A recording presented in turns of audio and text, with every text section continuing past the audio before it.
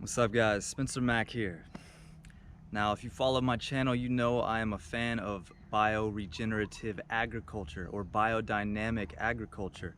And this is a means of farming that is sustainable, that looks at the farm as a collective organism and learns to produce its own inputs, its own fertilizers, focuses on the health of the soil and how to recycle the plants and the animals' manure back into the soil to feed the plants and the animals in a continuous, ever-growing cycle. Now, there are so many wonderful analogies that we can get within our own health when we look at the health of the land. And ultimately, we have to get both healthy to find real health, because you are a reflection of your environment. And then vice versa, your mindset goes on to affect the environment. So when I look at a piece of land and we're trying to grow the most fertile and most nutrient dense foods possible, we need healthy soil. Now there's one big issue. You can't spontaneously generate minerals. You either have minerals in the soil or you do not. So if you're eating animals grazed on mineral depleted soil or foods grown in mineral depleted soil, you're eating minerally depleted food.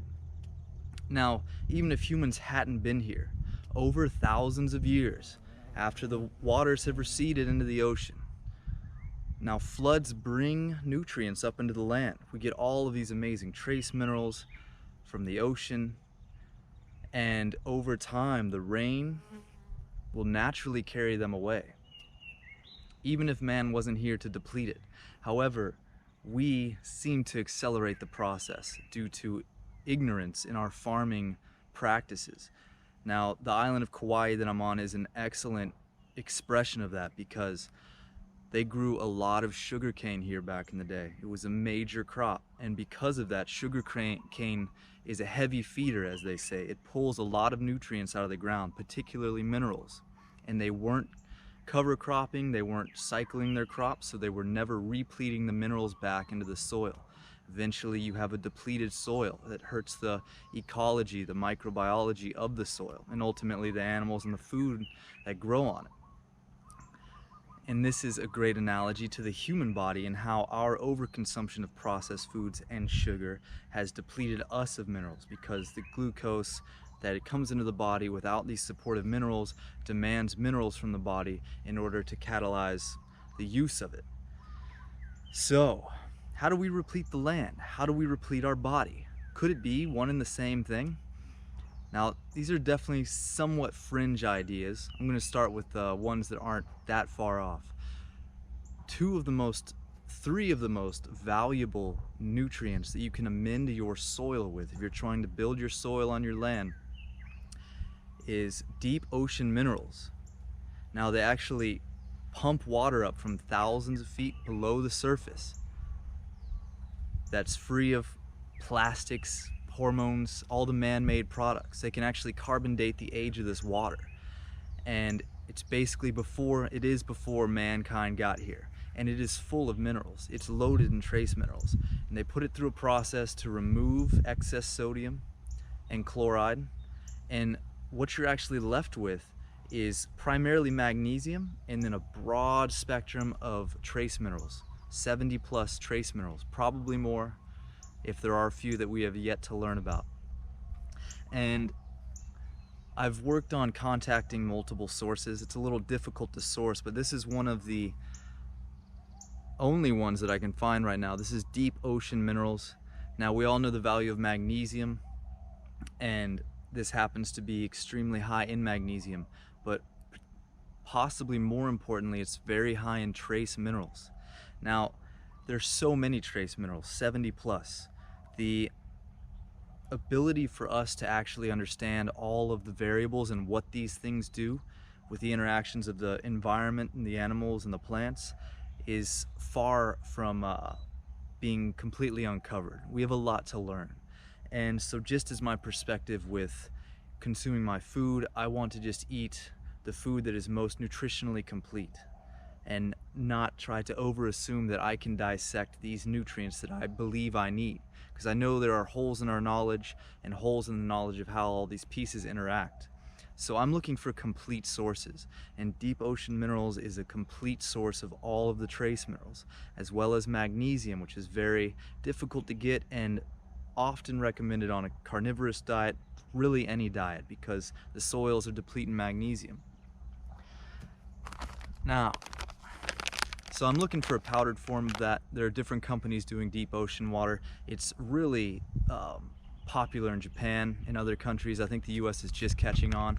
So if you purify your water, which is a great idea, you know, reverse osmosis or distill it, then you need to replenish the electrolytes, you need to replenish the minerals, and deep ocean minerals is one excellent way to do that.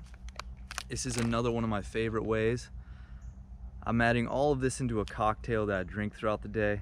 It's electrolyte replenishment and trace mineral saturation, basically. This is Baja Gold. I actually found a lot of this stuff through the study of agriculture and how to replenish the health of the soils. Now, Baja Gold, the first product I got from these guys was actually their agricultural product, which is a salt. And this particular scientist, whose name I cannot recall right now, traveled the globe looking at different salts to look at different mineral contents and found this one to be the highest in trace minerals. Their product is called C90, SEA90, and that's their agricultural product. They say it's actually the exact same thing as their human food grade product, and it's a lot cheaper. So I actually got the other one first, and I'm just trying their fine human food grade one this time. Now, most salts, table salt is like 99% sodium chloride. Things like Himalayan pink salt and Celtic sea salt are in the 90s, low 90s, I believe. This is around 85 to 80. So there's anywhere from 15 to 20% trace minerals. This is the highest trace mineral salt I have found, and it's delicious. It is my favorite. It goes in all my water, all my drinks. Now, another one of the most prominent, if not the most prominent, added agricultural amendment to land is humus, humic acid. You may have heard of humic and fulvic acid before. They are extremely complex molecules that are formed over millions of years. I'm going to go into each of these ingredients individually in independent videos. Now I'm just sharing the overall idea of how to replenish the ecosystem externally as well as internally. Now, humic acid, fulvic acid are in humus. This is one of the purest products I could find that no longer has any of the solvent used to extract it. What they do is they take a form of humus and they react it with an alkaline, and this oxidizes it and basically makes it highly absorbable or activated. Humus is just fascinating. I'll go into more detail in a future video, but basically it is a transporter. It is a communicator. It can chelate, hold on to minerals, and bring them into the body, bring them into the cell. It really upregulates the ability of your body to absorb nutrition. When they use this in animal agriculture, in livestock, they see that the animals actually consume less food and have a higher, what they call, conversion ratio, to where they're actually growing more with less food, or producing more milk if it's a dairy cow, for instance, while consuming less food. One of the major reasons is this supports the internal ecology. This boosts the growth of the healthy bacteria in your gut.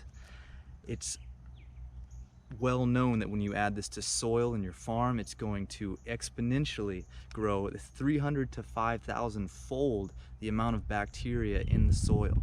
Now, the bacteria work in tandem with the plants. They help make these inorganic molecules absorbable and help to break down and decompose plant matter ultimately into humus. This stuff is fascinating. It's really on the fringe of how we're able to understand it, and I find it extremely exciting. Basically, this not only helps you absorb nutrition, but it also helps to chelate heavy metals from the body.